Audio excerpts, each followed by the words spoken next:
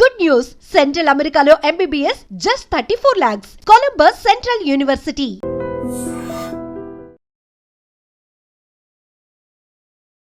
నమస్కారం, welcome to I dream. ధర్మ మార్గం విత్ విజిత కార్యక్రమానికి స్వాగతం.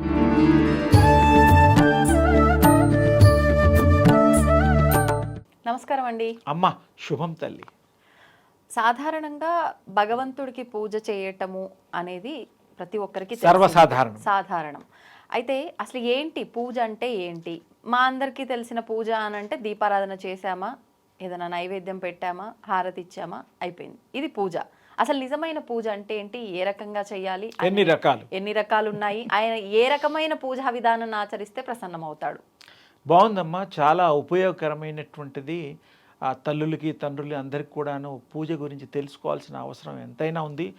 కొంచెం డిఫరెంట్గా కూడా మాట్లాడుకుందాం, నిజార్థం చెప్తాం.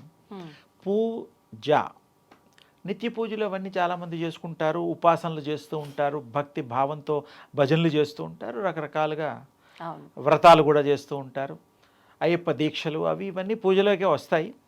కానీ పూజా విధానంలో మనము బ్రాహ్మీ ముహూర్తంలో గనక లేచి ఏ మానవులు చేయగలుగుతారో, తల్లులు చేయగలుగుతారో వాళ్ళకి ఫలితం తొందరగా వస్తుంది. ఆ టైంలో విశ్వం అంతా కూడా శక్తి పుంజాల్ని ప్రసరింపచేసేటువంటిది బ్రహ్మ ముహూర్తము ఇత్యాది కొన్ని రకాల పేర్లు ఉన్నాయి. మరి ఇప్పుడు అంటే ఒక్కొక్కరు ఒక్కొక్క రకమైన సమయం అనేది చెప్పడం జరుగుతుంది. బ్రాహ్మీ ముహూర్తం అంటే ఏంటి అసలు కరెక్ట్ అయిన అంటే కొంతమంది సూర్యోదయానికి ముందు 46-48 నిమిషాలని కొంతమంది చెప్తూ ఉన్నారు. అసలు నా మటుకు నేను 2:45 కల్లా ఉదయం మా కార్యక్రమాలు మొదలు పెట్టేసుకొని, అంటే అది బ్రాహ్మీ ముహూర్తమా? జస్ట్ ఇక బిగిన్ అవుతుంది. 3ంటికి కూడా మరి ఎన్టీ రామారావు గారు 3 గంటలకే ఆయన లేచేవారు. మన సీఎం నందమూరి తారక రామారావు గారు మరి ఆయన కూడా మరి 3కి చాలా ప్రాముఖ్యత ఇచ్చారు. 3 గంటలు లేచి ఆయన చేసేవారు. అలా ఎంతోమంది యోగులు కూడా 2:30 తర్వాత ఒక 5-10 నిమిషాలు, మ్యాక్సిమం 3. కొంతమంది నిద్రనే పోరు యోగులు. ఆ ధ్యానంలో ఉన్న తర్వాత ఈ మెలుకున్న వాళ్ళకి కదా ఈ గొడవ. మెలుకు అనేటువంటి మనం నిర్ణయించుకుని ఇన్నర్ సైడ్ టైం పెట్టుకుంటాం, టైమర్ లాగా. అసలు అలా ఏం లేదు. నిద్ర ఇవన్నీ కూడా మన అవసరాల్ని అనుకూలంగా చేసేది. బ్రాహ్మీ ముహూర్తంలో అంటే అర్థము బ్రహ్మ పదార్థాన్ని, సర్వవ్యాపకమైనటువంటి ఆ యొక్క దివ్య తేజస్సుని వారు గ్రహించడానికి వీలైనటువంటి ఆ యొక్క సమయము బ్రహ్మ ముహూర్తము. ఇప్పుడు దాదాపు ఆ 3 గంటల సమయం నుంచి ఎక్కడి వరకు అనుకోవచ్చు? సూర్యోదయానికి ముందు వరకు. అంటే సూర్యోదయం తర్వాత ఉండదా అంటే ఉంటుంది. శక్తి ఎందుకు ఉండదు? దాదాపు అంటే 2 నుంచి 3 గంటలు. 3 నుంచి 5:30, 5:45 వరకు సూర్యోదయానికి ముందు వరకు తీసుకోవచ్చు. ఓకే. మరి ఒకవేళ 3ంటికే అంటే కష్టం. అంటే ఆ టైంలో లేచి చక్కగా చేసుకొని తర్వాత హాయిగా పడుకోండి, ఇబ్బంది లేదు. అలవాటు అయ్యేంత వరకు. అలా అని రోజు పడుకోమని కాదు, కొంచెం అలవాటు అయినప్పుడు అలారం లాగా మీకు ఆ నిద్ర లేస్తారు, మీరే లెగుస్తారు. ఆ తర్వాత కొంచెం ఒక వారం రోజులకో 10 రోజులకో అలవాటు అయిన తర్వాత ఆ టైంలోనే మీకు ఇష్టం వస్తుంది. ఆ టైంలో పిల్లల్ని కూడా బ్రాహ్మీ ముహూర్తంలో పొద్దున్నే లేచి చదివించేవాళ్ళం. అంటే జ్ఞాపశక్తి కూడా ఉంటుందనే ఉద్దేశం. అలాగే మంచి ధ్యానం చేసేవాళ్ళు, మంచి వ్యాయామాలు, రకరకాలు యోగాలు ఇవన్నీ కూడా ఆ టైంలోనే ఎక్కువగా చేసేవాళ్ళు. ఈ పూజా విషయానికి కనుక మనం వస్తే, ఈ పూజలో దివ్వెలు పెడతాం. ఆ దివ్వెలు ఎందుకు పెడతామో చాలామంది తెలుసుకోవాల్సిన అవసరం ఉన్నది. విశ్వవ్యాప్తంగా తేజోమయంగా ప్రకాశించేటువంటి ఆ దివ్య తేజస్సుకి అనుసంధానంగా వీరు ఆ జ్యోతులు, ఒత్తులు 2 వేసినా 3 వేసినా 4 వేసినా అది వేరే విషయం. ఒక్కొక్కరు అభిప్రాయాలను బట్టి వేస్తుంటారు. ఆ దివ్యలు వెలిగించి ఉదయం ఆ దివ్య తేజస్సుకి ఈ దివ్య తేజస్సును తోడు చేసి ఆ దివ్య తేజస్సుని మనం ఆస్వాదించి ఈ కళ్ళతో చూస్తూ ఆ దివ్య తేజస్సును డైరెక్ట్గా చూడలేని వాళ్ళు ఈ తేజస్సుని ఆ తేజస్సుగా, భగవత్ తేజస్సుగా భావించి వారు స్వీకరిస్తారు. అందుకు ఆ దివ్యలు, ఆ దీపం పెట్టడానికి అసలు ముఖ్యార్థం ఇది. ఆ దివ్య తేజస్సు, ఈ తేజస్సు ఒకటే. సమస్య లేదు. అది చూడలేం కదా, అవును. ఇది చూస్తున్నాం కాబట్టి ఇది గ్రహిస్తుంది. అంటే మన ముందు ఉన్న భావన కలగడం కోసం అది ఆ దివ్య తేజస్సు, అది తేజస్సే. ఆ తేజస్సు పెట్టిన తర్వాత ఫోటో కానీ దీపాలు పెట్టినప్పుడు ఇవి కూడా మన విగ్రహాలు కూడా ఈ తేజస్సులో చక్కగా మంచి ప్రకాశంగా కనిపిస్తూ ఉంటాయి.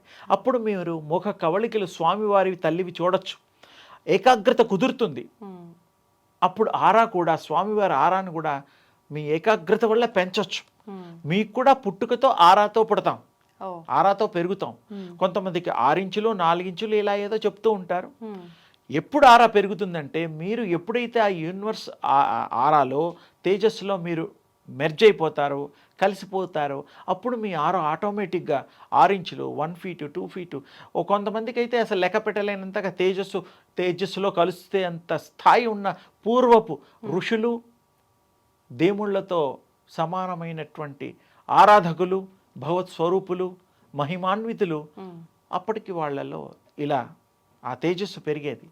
ఇప్పుడు మనకి పెరగడం చాలా కష్టం.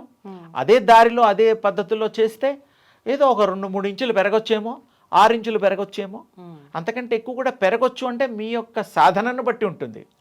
సాధన చేస్తే సాధన సమకూరు ధరలోనా అని తప్పకుండా జరుగుతుంది. ఈ దివ్యలు అలా పళ్ళు ఫలాలు మీ యొక్క ఇష్టంతో చేస్తారు. అది కూడా దైవ సంకల్పం. అర్పించి మనమే తింటాం, ఆయన ప్రసాదంగా ఆయన ఆగ్రహాన్నిస్తాడు. తప్పకుండా ఇలా చూసేసి స్పర్శ చేయగలుగుతాడు. అలాగే ప్రసాదాలు ఇవి అవన్నీ కూడాను మీరు చెప్పే ప్రతి మాట కూడా భగవంతుడు చెప్పే మాట మీకు మీరు చెప్పుకోవడమే, మీ శక్తికి మీరు యుక్తిగా చెప్పడమే. తప్పకుండా భగవంతుడు వింటాడు, మీకు సర్వము ప్రసాదిస్తాడు. తేజోమయమైన ఆ దేవుణ్ణి మీరు కొలవడం వల్ల ఏ దేవుణ్ణి కొలిచినా తేజోమయులే. తేజస్సు లేకుండా ఏ దేవుడు లేడు, ఆరా లేకుండా. మీరు కూడా ఆరాతో పుట్టారు కాబట్టి ఆరాలో మిక్స్ అవ్వండి, మెర్జ్ అవ్వండి, ఆరాలో కలవండి. అప్పుడు మీరు ఆరా విశ్వస్వరూపులు అవుతారు. అంటే ఆరా అనే పదం ఉండదు, తేజో రూపులు అవుతారు. దివ్య తేజో రూపులు మీరు అయిపోతారు, అందులో సందేహం లేదు. అందుకని మీరు అందరూ కూడా ఈ కొత్త రకంగా ప్రయత్నం చేసి చూడండి. ఈ ఇంట్రెస్ట్ ఏకాగ్రతని చేసిన అది ఆరాధనైనా మంత్రమైనా మనస్సు పెట్టి బ్రాహ్మీ ముహూర్తంలో నిశ్చలమైన మనస్తత్వంతో చేయాలి. ఏకాగ్రత కుదురుతుంది. కుదరని వాడికి కూడా ఓ రోజు కాకపోతే 2 రోజులు 4 రోజులకైనా కుదురుతుంది. రోజు అవే థాట్స్ రావుగా, ఎన్నంటే థాట్స్ బ్యాక్ ఖాళీ అయిపోతుంది. అవును. అందుకని తప్పకుండా అందరూ ప్రయత్నం చేసి వాళ్ళ అనుభవం పొంది ఆనందంగా ఆ యొక్క దివ్య తేజస్సుని ఆపాదించుకోండి, సంపాదించుకోండి. తప్పకుండా ఆ దివ్య తేజస్సు యొక్క కృప మీకు అనంతంగా కలుగుగాక. ధన్యవాదాలండి. తవ్వండి, తవ్వుతూనే శివలింగం. పరమాత్మకు జీవా సరే దాన్ని అట్లా కప్పేసేయండి, చూపించదండి. Krishna is there. మూర్తి పూజ కాదు, సాక్షాత్ బ్రజేంద్ర నందన భగవాన్ ఉన్నారు మూర్తిలో. ఏమీ ఆశించకుండా ఆరాధించే వాళ్ళు కూడా ఉన్నారా ప్రభుజీ? నిజమైన భక్తి అంటే మనకు తెలియదు కాబట్టి